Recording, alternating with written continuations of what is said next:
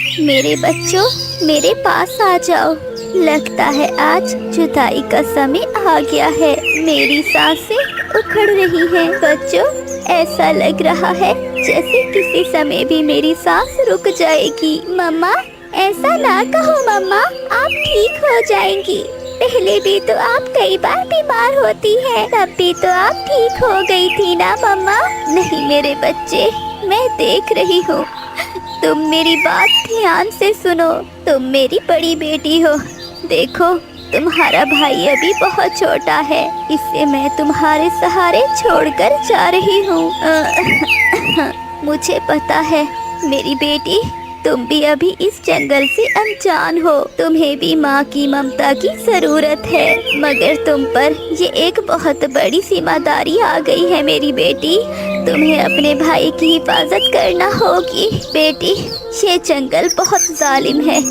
शायद यहाँ तुम्हारी कोई मदद ना करे। तुम्हें खुद पर विश्वास करना होगा मेरी बेटी। अगर तुम कभी दुखी हो तो चांद की तरफ देखकर मुझे याद कर लेना। ऐसे तुम्हारे दिल को शांति मिल जाएगी। और रानो चिड़िया लंबे लंबे सांस लेते हुए अचानक खामोश हो जाती है। माँ बोलो ना।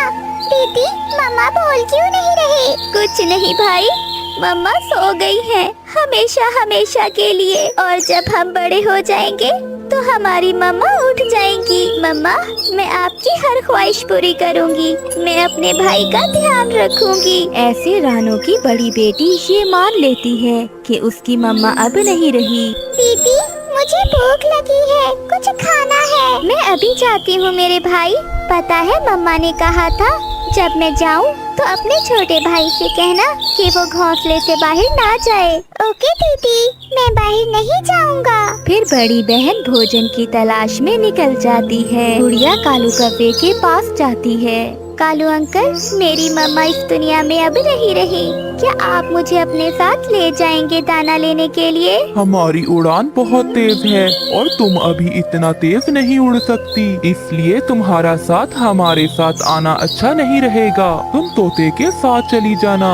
फिर रानो की बेटी तोते की तरफ चली जाती है। तोते अंकल, मेरा भाई घोंसले में अकेला है, उसे भूख लगी हुई है। मुझे दाना लेने जाना है, पर मुझे ये नहीं पता कि दाना कहाँ से मिलेगा। क्या आप मुझे अपने साथ ले जाओगे? मैं तुम्हें जरूर ले जाता, मगर मेरे पास दाना है। आज मुझे आराम करना है, तुम अकेली ही चली जाओ। हर रोज कौन जाएगा तुम्हारे साथ? और गुड़िया नाराज होकर एक पेड़ पर बैठ जाती है।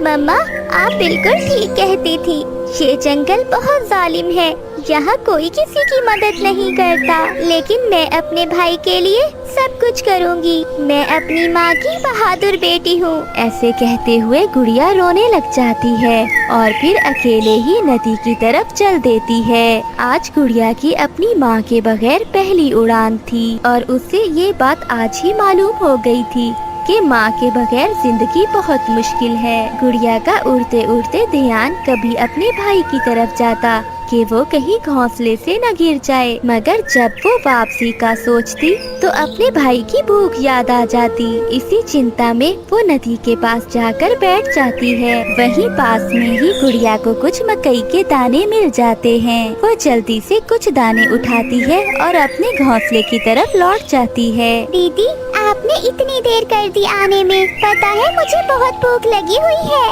ये देखो, मैं अपने भाई के लिए मकई के दाने लाई हूँ। आपको पसंद है ना मकई के दाने? हाँ दीदी, मुझे बहुत पसंद है। आज गुड़िया पहली बार अपनी माँ के बगैर अपने भाई के लिए दाने ढूंढ लाती है। सो जाओ मेरे भाई, मैं अपने भाई को कभी भी कोई दुख महसूस नहीं होने दूंगी। मैं हमेशा अपने भाई के सारे दुख अपने ऊपर ले लूंगी।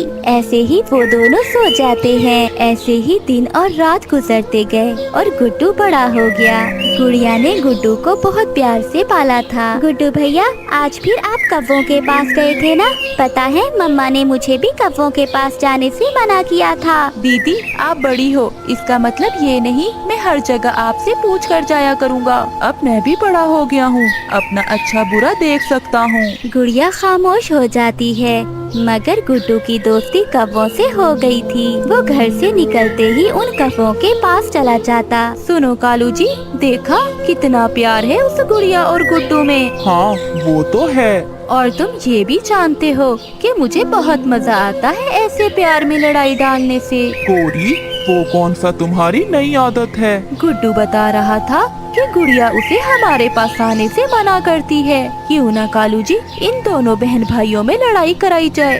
फिर गुड्डू भी वहाँ आ जाता है। खाओ खाओ गुड्डू, ये तुम्हारा अपना ही घर है।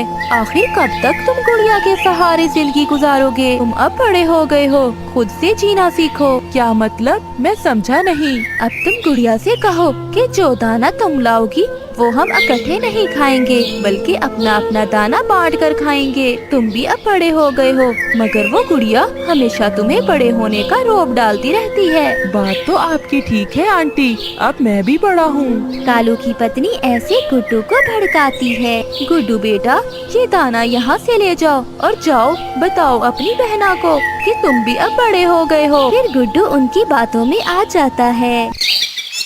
दीदी, अब हम बड़े हो गए हैं, मैं सोच रहा हूँ हम अपना दाना अब बांट कर खाएंगे। भैया, ये आप क्या कह रहे हो?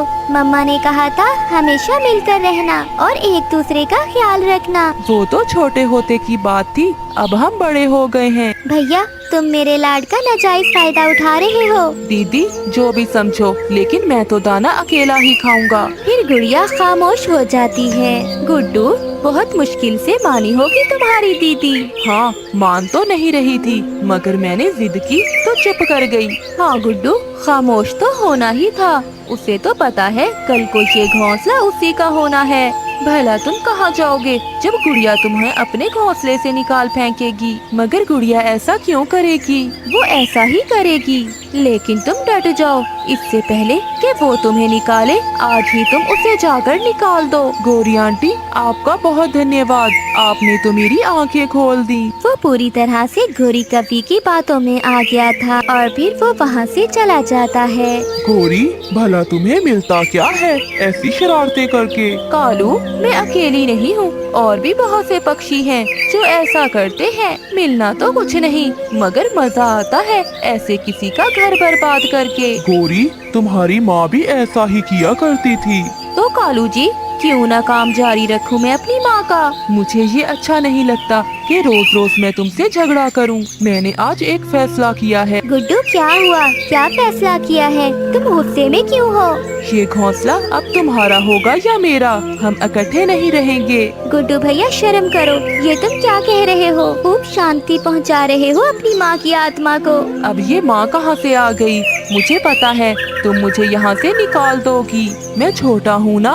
अच्छा, तो मैं खुद ही चला जाता हूँ, लेकिन अब मेरा तुम्हारे साथ गुजारा नहीं। भैया, क्या ये तुम्हारा आखिरी फैसला है? हाँ, और मेरे दोस्तों का भी यही ख्याल है। तो ठीक है भैया, तुम ये घोंसला ले लो, मैं कहीं और चली जाऊंगी। फिर गुड़िया वहाँ से चली जाती है।